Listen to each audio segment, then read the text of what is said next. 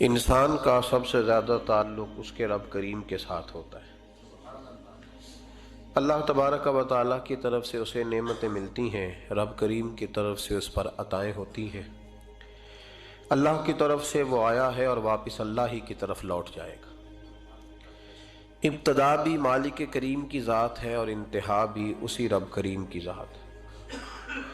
انسان دنیا میں جتنے بھی پیچ و تاب کرتا ہے، جتنی بھی دنیا داری کرتا ہے اور جتنے بھی معاملات میں وہ وقت گزارتا ہے، وہ سارے عارضی ہیں، وقتی ہیں، اور بہت ساری چیزیں تو صرف اور صرف دھوکہ ہیں اور دھوکے کے سوا کچھ بھی نہیں۔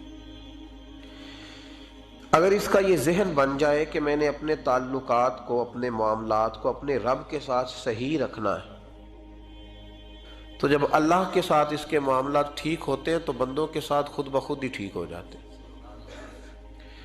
اگر خشیت الہی پیدا ہوتی ہے، خوف خدا اسے نصیب ہو جاتا ہے، اور اگر اللہ تبارک و تعالیٰ کا قرب اسے میسر آتا ہے، اس رستے کا یہ سفر شروع کر دیتا ہے، تو بندوں کے ساتھ تو معاملات ویسے ٹھیک ہو جاتے ہیں۔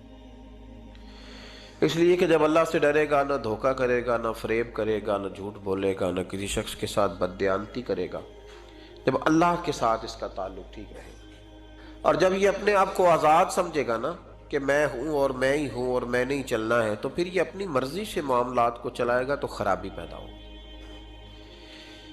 اللہ تبارک و تعالیٰ کے ساتھ انسان کا جو رشتہ ہے، اس میں انسان کی کچھ کمزوریاں آڑے آتی ہیں، گناہ ہو جاتے ہیں، غلطیاں ہو جاتی ہیں۔ ان غلطیوں کے بعد اپنے رب کریم کے ساتھ اپنے تعلق کو مضبوط کرنے کے لیے اللہ رسول نے جو ہمیں وظیفہ دیا، اس کو استغفار کہتے ہیں۔ استغفار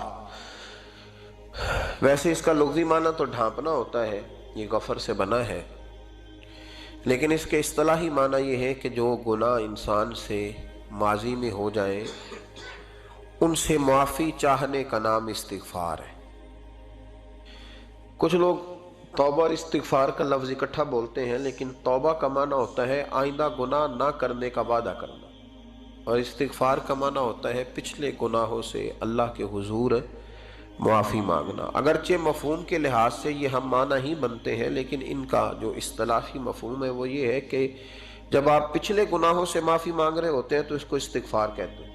اللہ تعالیٰ نے اس استغفار کو بڑا پسند فرمایا، بڑا پسند فرمایا، اور یہ استغفار کے جملے مالی کو اتنے پسند آئے کہ اللہ نے نبی پاک علیہ السلام کو بھی حکم دیا، کہا محبوب آپ بھی میری بارگاہ میں استغفار کریں۔ اگرچہ حضور کا استغفار اس معنی میں نہیں ہے، بلکہ نبی پاک کا استغفار تو بلندی درجات کا معاملہ ہے۔ چونکہ استغفار خود ایک عبادت ہے، تو یہ عبادت کرنے کا اللہ نے اپنے محبوب کو بھی ارشاد فرمایا۔ جب فتح مکہ ہوئی تو فرمایا اذا جاء نصر اللہ والفتح، جب اللہ کی مدد آئی تو پھر فتح نصیب ہوئی، وَرَأَيْتَ النَّاسَ يَدْخُلُونَ فِي دِينِ اللَّهِ أَفْوَاجًا، تو پھر آپ دیکھیں گے لوگوں کو، لوگ فوجوں کی فوجیں دین میں داخل ہو رہے ہیں۔ لوگ پہلے ایک ایک دو دو کر کے آیا کرتے تھے، تو اب فوجوں کی فوجیں آ رہی ہیں، تو یا اللہ ہم کیا کریں؟ تو رب کریم نے فرمایا محبوب فَسَبِّحْ بِحَمْدِ رَبِّكَ وَاسْتَغْفِرْ، اپنے رب کے لیے حمد کرو، تسبیح پڑھو اور استغفار کرو۔ کیا کرو؟ استغفار، معافی مانگو، اس کے حضور آہذاری کرو، استغفار کرو۔ معنی یہ ہوا کہ جب تو غلطی ہو جائے پھر بھی استغفار کرو، جب اللہ زیادہ نعمتیں دے پھر بھی استغفار کرو۔ ہمارے ہاں یہ ہوتا ہے کہ جب تو کوئی نقصان ہوتا ہے تو وہ اللہ کی طرف سے ہوتا ہے، نقصان ہو جائے تو کہتے ہیں اللہ کی مرضی تھی، اور فائدہ ہو جائے تو کہتے ہیں میں نے محنت ہی بڑی کی تھی، میری جدوجہد بڑی تھی۔ ایک بچہ ایک دفعہ میرے پاس کہیں انٹرویو کے لیے جا رہا تھا، تو دعا کرانے آیا، کہنے لگا میں نے وہاں جانا ہے، دعا کیجئے گا اللہ تعالیٰ کامیابی دے۔ میں نے دعا کی، کچھ اس کو پڑھنے کو بتایا، لیکن کامیاب نہ ہو سکا، لوٹ آیا۔ تو میں نے پوچھا کہ کیا بنا؟ کہنے لگا حضرت صاحب بس اللہ کی مرضی تھی، اللہ کی مرضی تھی۔ پھر ایک دفعہ گیا تو نہ کہا اللہ کی مرضی تھی، تیسری دفعہ گیا کامیاب ہو گیا۔ تو بھئی اب کیا بنا؟ کہنے لگا جی جب میں داخل ہوا تو اس نے جاتے ہی مجھ سے پوچھا سب سے پہلا سوال یہ کہ تمہیں جنرل نالج کی بھی کچھ معلومات ہے یا شعبے کے آدمی ہو؟ تو میں نے کہا جناب پوچھئے۔ تو انہوں نے پاکستان کا حدود اربہ پوچھا تو میں نے فٹافٹ بتا دیا۔ پھر انہوں نے مجھ سے پوچھا کہ یہ جو مینار پاکستان ہے اس کی تجویز کس شخص نے دی تھی تو میں نے فٹافٹ اس کا بھی نام بتا دیا. پھر شارٹ ہینڈ کے ایک دو سوالات اس نے کیے تو وہ بھی میں نے بتا دیے تو الحمدللہ کامیاب ہو گیا. میں نے کہا بیٹے جب تو ناکام ہوا تھا تو اللہ کی مرضی تھی اور کامیاب ہوا ہے تو میں لگا دیے. اب اللہ کی مرضی کدھر گئی؟ یہ اتنا بڑا نقص ہے انسانی فطرت کا، اتنی بڑی کمزوری ہے کہ معاذ اللہ تعالی ہم کمزوریاں قدرت کے کھاتے میں ڈال دیتے ہیں اور ناکامیاں قدرت کے کھاتے میں اور کامیابیاں. کیا تماشا! حالانکہ ہونا یہ چاہیے تھا کہ جہاں انسان کمزور پڑے تو کہے میری